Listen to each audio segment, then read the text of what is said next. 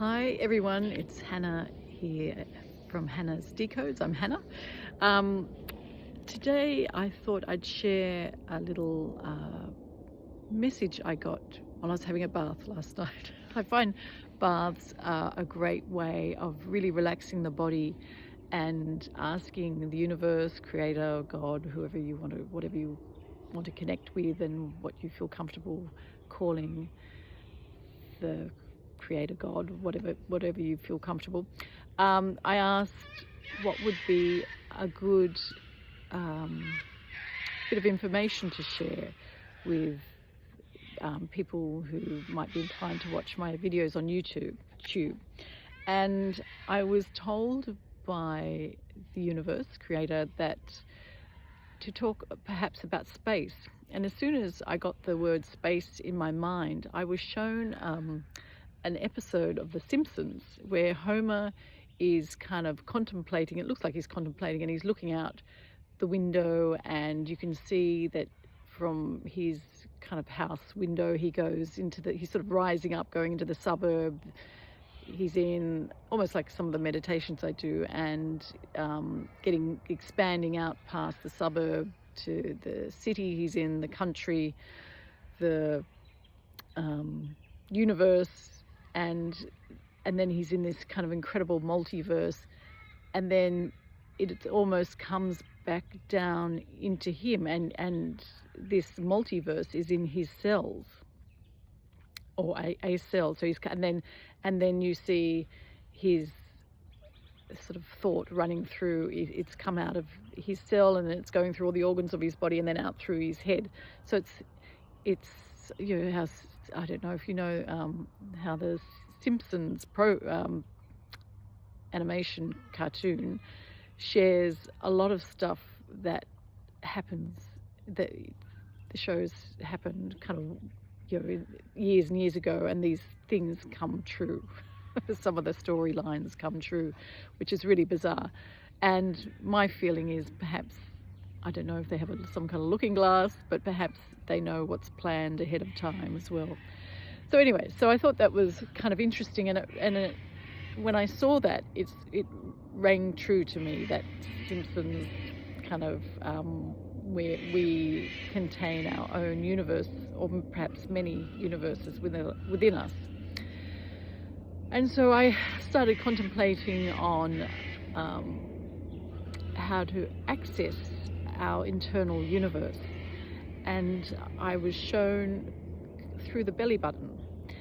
And the belly button is obviously where we were connected to our mother's womb and placenta.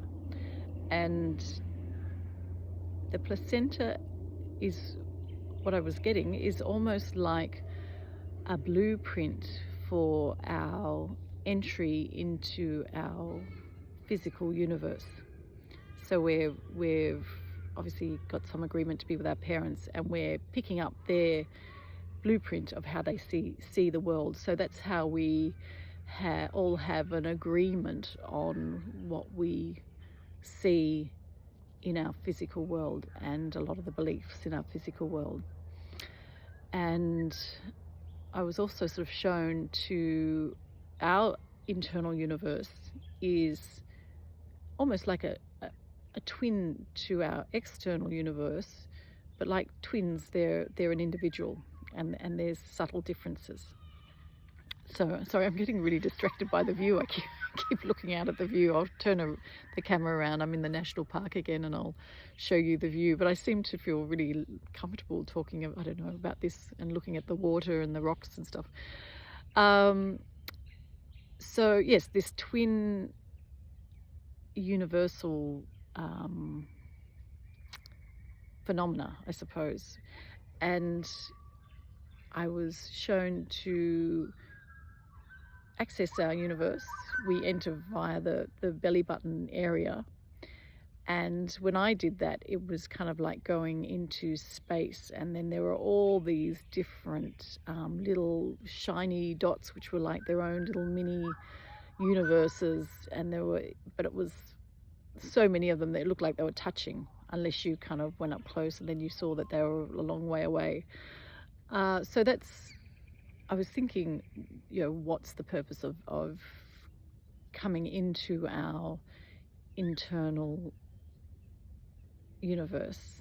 And the only thing that came to mind was the opportunity to shift or create a universe that you would like, and perhaps you're working on raising your vibration, or yeah, I mean, I would like to be in a world and a universe where peace is dominant and loving kindness, and the only way I can really change that is by changing myself. Actually, I heard something really interesting the other day. I don't know if you know Basha, who is apparently I think he's some kind of grey alien who's channeled through an individual who I can't remember his name. And anyway, Basha was channeling, this guy was channeling Basha, and he was saying the only way we can change our world is by changing our vibration. And one of the easiest ways to change our vibration is with love and loving kindness, and to love ourselves and to practice loving others. So it was really quite interesting, and it's in a way seemed to fit into this accessing our internal universe. And another thing I did when I accessed my internal universe via the belly button was travel up, and I thought I'd travel up to that pineal gland area, which seemed to match or correlate with the central sun. And I often think of the central sun like our entry into the physical world. And yeah, so that's sort of what and so that sort of matched the pineal gland sort of matched that a gateway between the physical and the ethereal or the spiritual. So I went up there and just sat there in loving kindness, and I did the quantum breath, which was is great because it's just flowing loving kindness, and I really throughout our whole body, and I really feel like that's probably our natural breath. And if we did it all the time, our planet could be totally transformed if we're all breathing in love and breathing out love to our world. It would be a different place for sure. And I think I've mentioned before about breathing. There were studies done many years ago about how many breaths per minute we did, and I think it was in the middle 1800s. We breathed 6 breaths a minute, and now we breathe between 25 and 29. So our breaths are shorter and shallower, and therefore our bodies aren't getting the sort of oxygen that we once got. And it came to me, perhaps how dinosaurs, if you believe in dinosaurs, I believe that there were big creatures in the past and giant trees and stuff. Perhaps the air quality was so much better and full of so much more oxygen, or good things for us, that one of our main nourishments was from the breath. So therefore we breathed in deeply and slowly, and perhaps we weren't as anxious and stressed as well. So anyway, that's got a little bit off track, the universe belly button thing. So I thought it might be nice to, I'm holding the phone again, I'll get a stand next time so I'm not wobbling around. I thought it would be nice to perhaps do a similar meditation to that I did last night, where we use the quantum breath of love and light, breathing that in, and then exploring our internal universe. And perhaps if you want to visit the pineal gland, which it could be different for you. I felt like it was the central sun. So that could be an interesting thing to do. And I know this sounds really wacky, but it sits very comfortably with me, this information about the internal universe and it coming from our mother's, our placenta that was generated grown in the womb. Okay, so relax, find somewhere comfortable to sit, feet on the floor if you can, hands up in your lap if that's comfortable, facing up, and start taking some lovely deep gentle breaths down to the bottom of your belly to relax the body.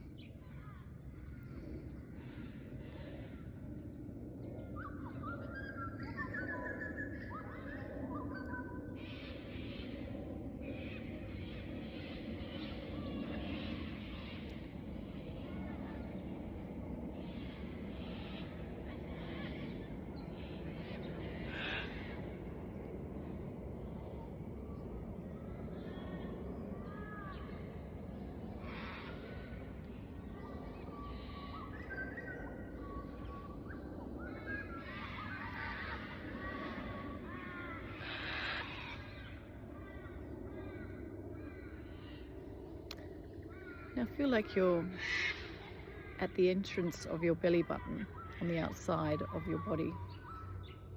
And perhaps it might be easy to see yourself as a ball of light. And contract in that ball of light so you can enter via your belly button in through to your internal universal body.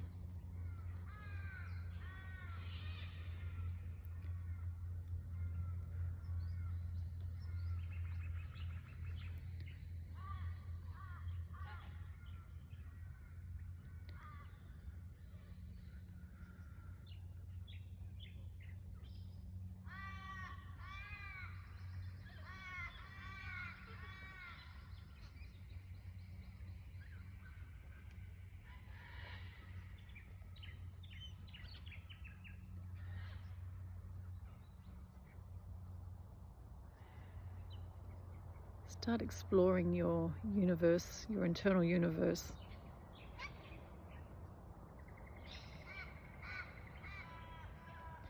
As this ball of light, you can move at the speed of light to any area of your universe that you want to.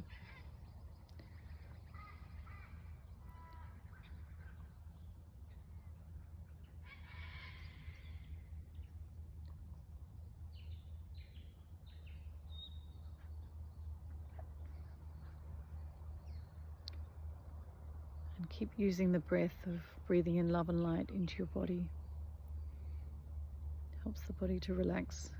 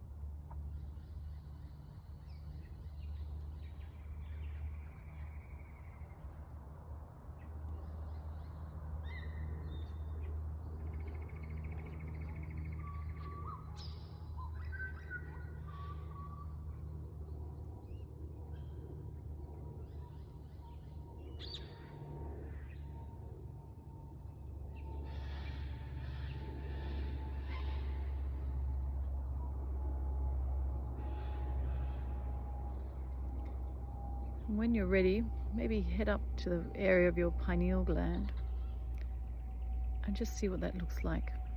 Perhaps if you want to, sit there doing the quantum breath of loving kindness in and out, and just feel that expansion of love and light within that area of your internal universe.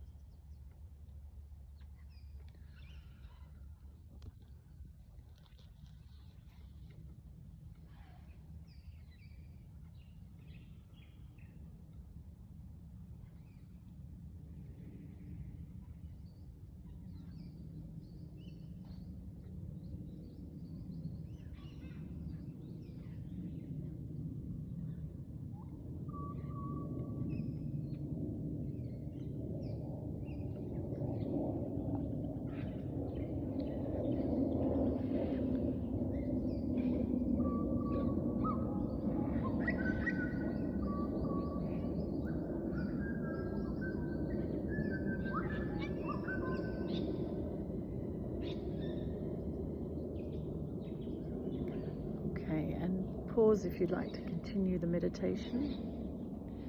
And for everyone else, just at the end of your meditation, just gently wriggle your toes, fingers, and maybe wriggle your body a little bit. Actually, thinking about wriggling bodies, my friend Elaine, who does the meditation, she said yes, I can use her name, Elaine, and some other places I've heard about shaking your body, how that is a fantastic way of just releasing stress, negative things that might have happened to you throughout the day. And I've noticed a lot when I've always had dogs, and when dogs are slightly confronted by another dog and they're sussing each other out and sniffing and doing whatever they do, and they leave on kind of good terms, but often both when they leave will shake, to have this really big shake, and then they're just off. They've kind of left that perhaps slightly